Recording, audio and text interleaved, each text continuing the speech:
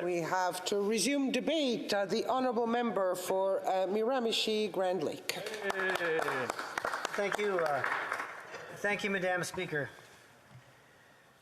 It's certainly a privilege today to speak on behalf of the people of Miramichi Grand Lake. Madam Speaker, this speech, in 14 years of my life in politics, this speech kept me up at night. It caused me to consider so many different angles of what is truly happening. But it took me back to some traveling I did as a young adult. I traveled extensively in Italy, France. I lived in South Korea, and for a time I stayed in Rome for 1 month. While in Rome, I studied ancient history. We learned about the Emperor Nero. We learned about how when Rome was burning in the year 64, he let the city go up in a blaze, and historians often pondered whether or not he played the fiddle while it was burning because he wanted to create a new palace amidst the ashes, and he blamed it on a small fringe minority of people called Christians. I learned that in ancient history. In the afternoon on that study trip, we studied modern Italy, and I learned about how the Italians were so thankful for Canadians for being liberated during World War II. I attended a ceremony in Tyville in Normandy in 2011, and I spoke on behalf of the province of New Brunswick, and I witnessed the tears in real time of the people that lived on Juneau, of the first houses liberated, and the respect they have for Canadians to this very day. When I lived in South Korea, Madam Speaker, I was walking down the street one night late. It was a 12-hour difference, I believe. I called home, and there was an old man. He was drunken, and he cursed me out because he didn't like the sound of my voice, because I was speaking English, and what I realized later, he thought that I was an American. Some friends of mine who were Korean walked up to the man, told him to be kind to me, and that I was Canadian. I didn't understand the language they were speaking. The old fella could barely walk. He was intoxicated. He walked up to me and kissed me on the cheek. He called me a Waguk, which is a Canadian to a South Korean, and he thanked me in his own language for what our ancestors and veterans did in the Korean conflict. Awesome. So it's not lost on me the respect our country has around the world and how we achieved it. Here, here. But the question here today, Madam Speaker, and it's an important one, we all believe in freedom. We all know how we achieved it. But we have to ascertain what it means to each and every one of us. If you're listening in Miramichi Grand Lake, and if you're watching here today, I want to tell you that there's a difference between an emergency and an invocation of the Emergencies Act. The act used to be called the War Measures Act. It was brought in World War I, World War II, and by then Prime Minister Trudeau in 1970, and what then leader of the NDP, Tommy Douglas, called basically a gargantuan oversight by an ineptitude government. So for the fourth time in our history, and now under a new name, the Emergencies Act, I need you to realize that this act was not brought in under 9/11, under Prime Minister Chrétien.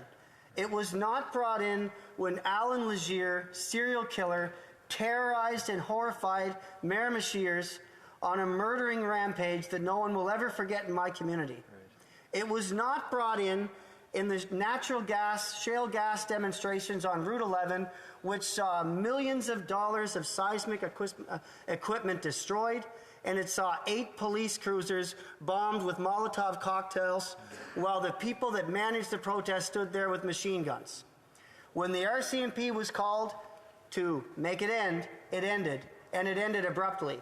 And it did not end with what we used to call the War Measures Act. It did not end with what we now call the Emergencies Act. And I will ask you something else. I'll state a fact. I'm vaccinated.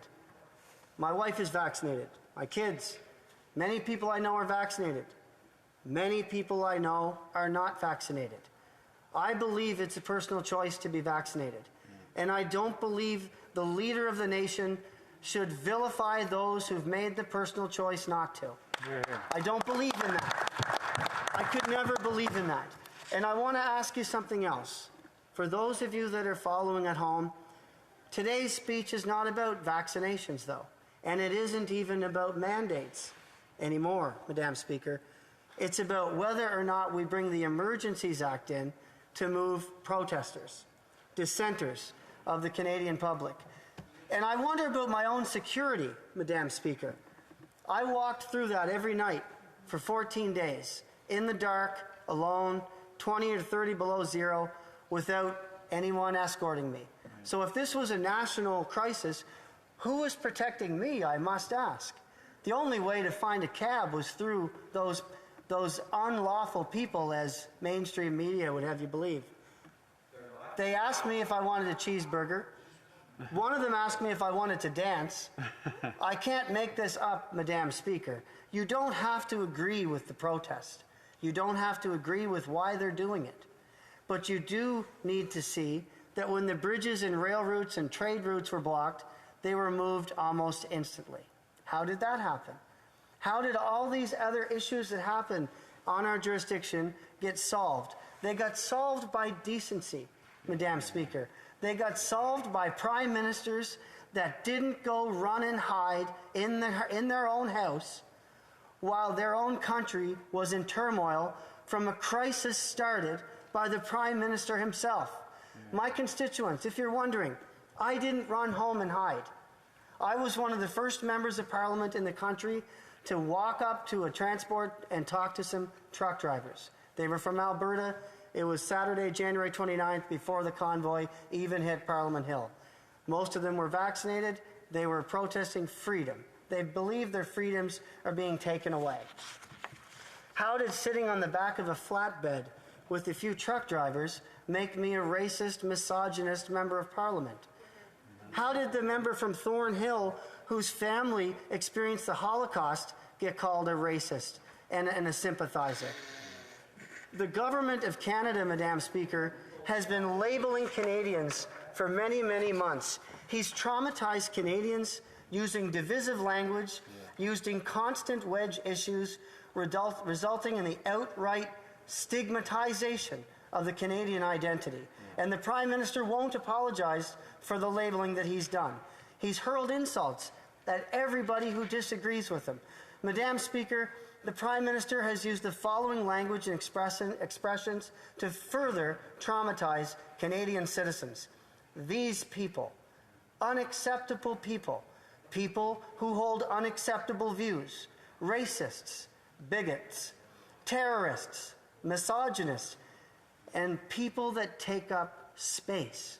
Unbelievable. People that take up space, Madam Speaker? I'd like to think that all of us are allowed to take up a little bit of space in this country that we call Canada. Trudeau, the Prime Minister, Madam Speaker, must wear the blame. Madam Speaker, I want to leave you with something. We must value and uphold freedom of speech and the diversity of opinions. We all have a relative in our past who fought for the freedom we share today. They sacrificed for the right to have differing opinions from government and to live free in that perspective. Dissenting voices are part of our democracy, and I leave you with the following. I'm against the Emergencies Act because it's an overreach, freezing bank accounts. It's something they do in communist states, Madam Speaker. And I leave you with a verse from the Bible. Philippians 2, verse 3-4. Do nothing from rivalry or conceit, but in humility count others more significant than yourselves. Let each of you look not only to his own interest, but also to the interest of others. This is the Canadian way. Canada has always witnessed to the world as a nation of peace and justice. It's time we witness that again while we're here at home, Madam Speaker. Questions and